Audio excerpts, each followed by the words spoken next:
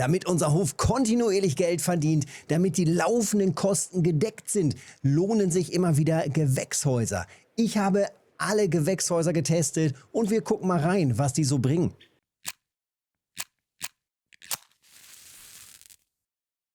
Also legen wir los. Jede Menge Gewächshäuser hier und ich habe sie alle getestet im Einzelnen und ja, eine riesen Liste gemacht. Was wir hier im Hintergrund sehen, das ist der Test zum Strom, also die Stromerzeuger, was die so bringen.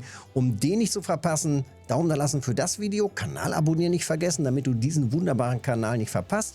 Und dann sehen wir uns im nächsten Video, wo es dann zum Strom detaillierte Infos gibt.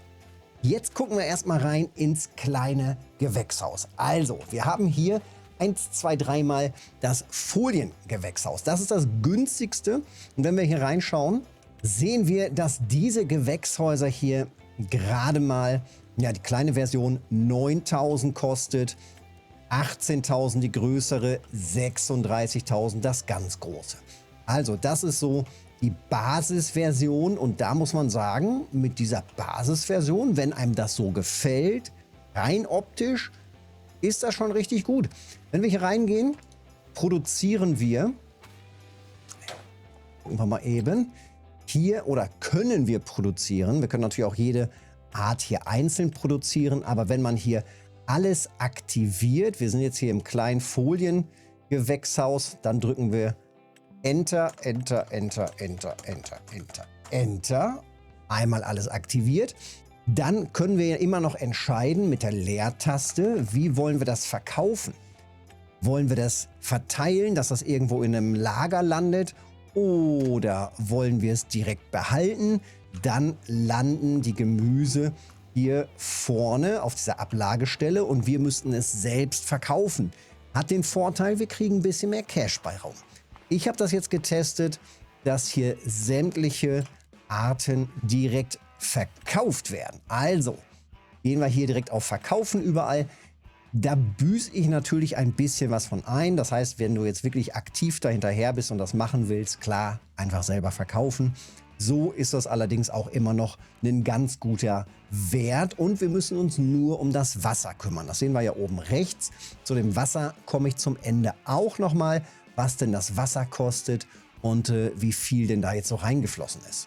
Ja, bei diesem Gewächshaus, bei diesem kleinen Gewächshaus, wenn das eben aktiv ist, da kriegen wir einen ungefähren Preis von 1.500 bis 1.600 Euro pro Monat raus. Das schwankt immer so ein bisschen. Ich habe das einmal getestet nur mit der ersten Frucht. Also wenn man hier reingeht, beziehungsweise wenn man Escape drückt, hat man ja hier unter den Produktionen auch sämtliche Gewächshäuser sozusagen dann aufgelistet. Kleines Foliengewächshaus, auch hier können wir das dann aktivieren, deaktivieren. Anfangs hatte ich beim ersten Test hatte ich das so gemacht. Ich hatte nur die Chilischoten jetzt in dem Fall aktiv. Und da kommt man ungefähr auf 1.200 im Monat. Wenn man das eben alles aktiv hat, zack, zack, zack, zack, zack, dann kommt man so zwischen 1.500, 1.600 kommt man ungefähr raus. Also das ist so der Wert. Und man könnte natürlich auch noch, wenn man das alles aktiv hat, zum Beispiel sowas wie diese Konservenfabrik für 36.000 daneben stellen und dann da alles weiterverarbeiten, zum Beispiel zu Kimchi und das Ganze dann natürlich nochmal hochwertiger verkaufen. Ja, beim zweiten Gewächshaus, das für 18.000 Euro, sieht es dann eigentlich ganz ähnlich aus. Also auch hier natürlich alles aktiviert. Und da kommen wir dann auf einen Preis von 2.700 bis 2.800 Euro im Monat. Heißt also, auch hier kriegen wir natürlich monatlich deutlich mehr raus, können auch deutlich mehr verkaufen. Auch hier müssen wir dann natürlich schauen, dass wir ausreichend Wasser vorrätig haben. 20.000 Liter passen hier rein, ist schon eine ordentliche Menge. Und so nach 4 Monaten 5 Monaten ist natürlich auch die Hälfte hier schon wieder raus. Also hier muss man auch 1, 2 Mal im Jahr auf jeden Fall nachfüllen, damit das kontinuierlich weiterläuft. Im größten Foliengewächshaus, gucken wir auch da nochmal eben rein, da haben wir dann insgesamt 40.000 Liter Wasser. Auch hier hatte ich alles aktiv, beziehungsweise einmal nur die Chilis und einmal eben alles. Also bei dem mittleren nur die Chilis waren es 2500. Wenn man alles aktiv hat, 2700 bis 2800.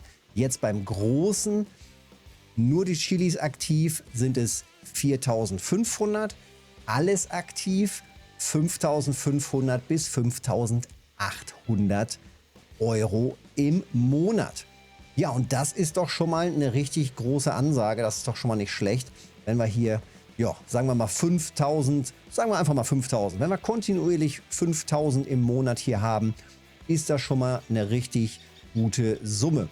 Wenn man dann davon natürlich noch mehrere hinstellt, dann läuft das richtig gut. Oder wie gesagt, auch hier dann wieder die Weiterverarbeitung. Das ist dann natürlich sensationell. Um die ganzen Gewächshäuser zu versorgen, habe ich hier natürlich zweierlei Wassertanks gekauft.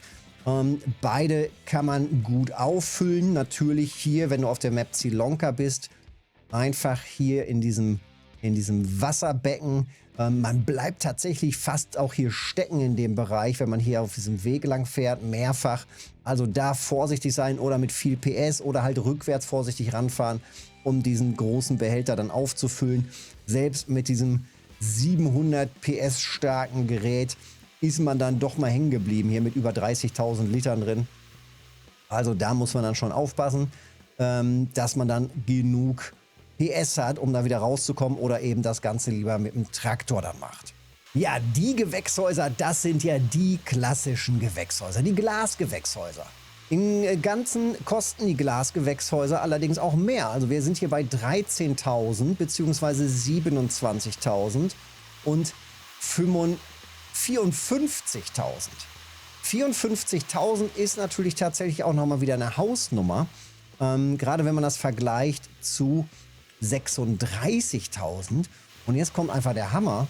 Wir haben, irgendwas plätschert hier aber extrem. So, ich renne noch mal ein bisschen zur Seite, dann plätschert das vielleicht nicht mehr so sehr. Wir haben einfach exakt die gleichen Werte bei den Glasgewächshäusern beziehungsweise bei den Foliengewächshäusern. Also es ist quasi genau das gleiche Foliengewächshaus, Glasgewächshaus. Es kommen exakt die gleichen Werte dabei rum. Macht keinen Unterschied. Ich habe es jetzt länger getestet. Ich habe es einmal auch mit der Einzelfrucht getestet. Ich habe es mit der Multifrucht getestet. Also es kommen einfach die gleichen Werte bei rum. Das eine ist bloß optisch ein bisschen ein Unterschied, wenn man halt ein schönes Glasgewächshaus haben will oder halt so ein Folientunnel hier. Naja, ist halt ein optischer Unterschied, aber letzten Endes von der Effektivität macht es exakt keinen Unterschied. So, jetzt fahren wir hier nochmal ein bisschen mit dem kleinen Buggy rum. Ja, hier vorne haben wir dann die Gewächshäuser für die Pilze. Und das ist auch nochmal richtig spannend. Bei den Pilzen haben wir ja zwei Pilzarten. So, springen wir mal eben raus. Und die beiden Pilzarten, ja, die lohnen sich auch. Ich aktiviere das mal eben hier. So, ich habe mir eben das Rauschen ein bisschen runtergestellt. Also, wir haben hier die verschiedenen Arten. Kleines Pilzhaus, die Austernseitlinge und die Enoki. Die beiden Pilzarten kann man aktivieren. Ich habe es einmal getestet, nur mit Austernpilzen und einmal beides getestet. Die beiden oder die drei Pilzgewächshäuser kosten wie die Folientunnel eben auch nur 9.000 fürs Kleine. Kann man eben dann auch platzieren und drehen, wie man es möchte. Aufpassen, man sieht beim Platzieren hier ein bisschen schlecht, dass man eben auch einen Ablageplatz benötigt. Also wenn man das hier einfach platziert, sieht man nicht, dass da noch so eine gelbe Fläche ist. Das wurde mir in einem Safe-Stand zum Verhängnis. Hier ist diese Fläche, beziehungsweise natürlich auch immer hier daneben, wo dann die Paletten abgestellt sind. Also nicht zu dicht aneinander stellen, damit eben auch die Paletten noch abgestellt werden können. Und preislich, wie gesagt, 9, 18, 27.000 Euro für diese Folientunnel. Und preislich ist es so, dass die Pilze, ja, an für sich am schlechtesten abschneiden von den ganzen Gewächshäusern. Wenn wir uns das jetzt mal hochrechnen, wobei es ist gar nicht so ganz drastisch, es ist halt ein bisschen weniger. Wir sind bei dem bei dem kleinen Gewächshaus, Pilzgewächshaus bei 1.200 bis 1.300 Euro im Monat. Das jetzt, wie gesagt, für das Kleine. Wenn wir beides kultivieren, wenn wir nur die Austernseitlinge kultivieren, kommen wir aber trotzdem auch so auf 1.200 im Monat. Bei dem mittleren ist es so, da sind wir bei 2.200 bis 2.300. Im vorherigen Test hatte ich mit den Austernseitling alleine auch so 2.280 notiert. Also passt das auch ziemlich genau, also um die 2.200, 2.300.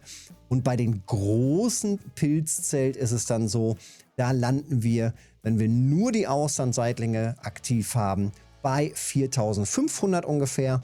Und wenn man das gemischt hat, so zwischen 4.300 und 4.600 Euro im Monat. Also ja, natürlich kommt hier am meisten bei rum. Letzten Endes verdienen wir jedoch hier mit den Gewächshäusern nochmal mehr. Alleine, wenn wir es halt schon direkt verkaufen. Wie dann der Verkaufspreis ist, wenn man es persönlich abgibt. Das könnte man vielleicht sogar noch mal testen, ob man beim persönlichen Abgeben vielleicht mit den Pilzen noch mal mehr verdient. Das wäre vielleicht noch mal die Frage. Aber wenn man das so auf automatisch verkaufen macht, ist man ja schon mit den Gewächshäusern auf jeden Fall besser bedient. Kommen wir noch mal zurück zum Wasser. Auch beim Wasser ist es ein Kostenfaktor, ne? Man kann natürlich hier so einen Wasserturm aktivieren und sich hinstellen. Wenn wir im Baumenü sind, dann haben wir hier oben unter Container das Windrad, das Wasserpump-Windrad. So, das könnten wir hier hinstellen. Das habe ich ja schon gemacht. Das kostet 1.500, ist gar nicht so viel. Und hier rüber können wir dann Wasser ziehen, was wir allerdings auch noch bezahlen müssen. Ist natürlich ärgerlich und es kostet, also es geht relativ langsam, kommt noch mit dazu. Und 32.000 Liter, also einmal hier den großen Tank voll machen. 32.000 Liter kosten 9.600 Euro. Das ist nicht so wenig. Also 0,3 Euro pro Liter Wasser aus diesem Turm. Muss man wirklich überlegen, ob man sich das anfangs leisten kann. Ist auf jeden Fall ein großer Kostenfaktor, wie gerade schon gezeigt. Also der Platz da hinten wäre durchaus eine Möglichkeit, dass man da eben das Wasser einfach so holt. Auf der asiatischen Map gibt es diese schmale, langgezogene Rinne. Auch da kann man so halb reinfahren und sich das Wasser einfach holen. Also es gibt durchaus Mittel und Wege, an Wasser zu kommen, ohne es eben teuer einkaufen zu müssen. Ja, das sind alle Zahlen und Fakten zu den Gewächshäusern. Am effektivsten, würde ich sagen, sind tatsächlich einfach die Folientunnel. Damit kommt man bestimmt am weitesten. Ja, der nächste Schritt ist es dann zu testen, wie das hier mit diesen automatischen oder mit dieser Elektrizität ist.